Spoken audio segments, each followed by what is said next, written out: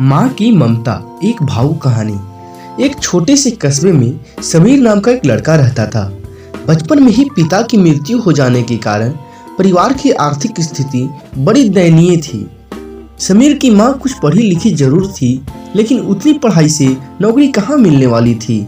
सो घर घर बर्तन मांजकर और सिलाई बुनाई का काम करके किसी तरह अपने बच्चे को पढ़ा लिखा रही थी।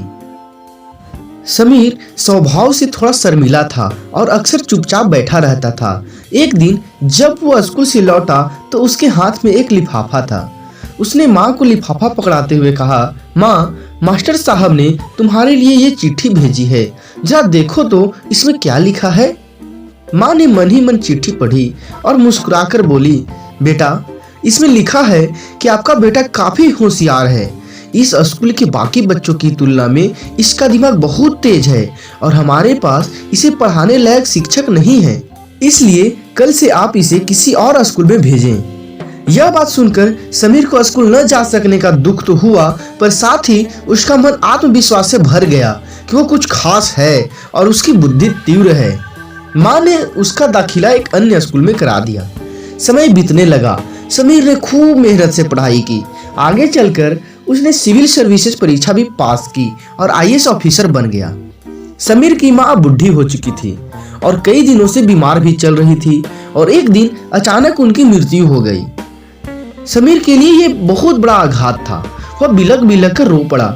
उसे समझ नहीं आ रहा था कि अब अपनी माँ के बिना वो कैसे जिएगा।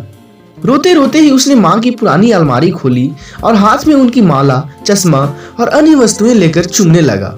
उस अलमारी में समीर के पुराने खिलौने और बचपन के कपड़े तक संभाल कर रखे हुए थे। समीर एक एक कर सारी चीजें निकालने लगा और तभी उसकी नजर एक पुरानी चिट्ठी पर पड़ी। दरअसल ये वही चिट्ठी थी जो मास्टर साहब ने उसे 18 साल पहले दी थी।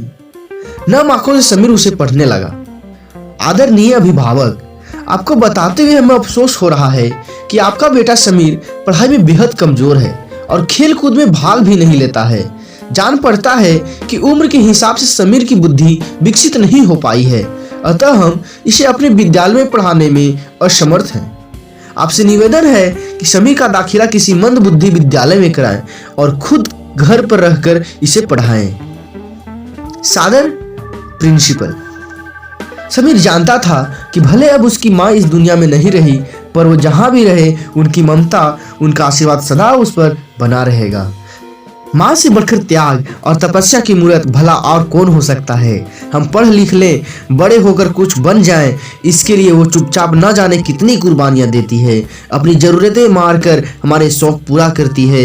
यहाँ तक कि संतान बुरा व्यवहार करे तो भी माँ उसका भला ही सोचती है। सचमुच माँ जैसा कोई नहीं हो सकता। दोस्तों, आशा करता हूँ ये कहानी आपको पसंद आई होगी। ऐसी ही कहानियाँ सुनने के लिए हमारे चैनल को सब्सक्राइब जरूर करें। धन्यवाद।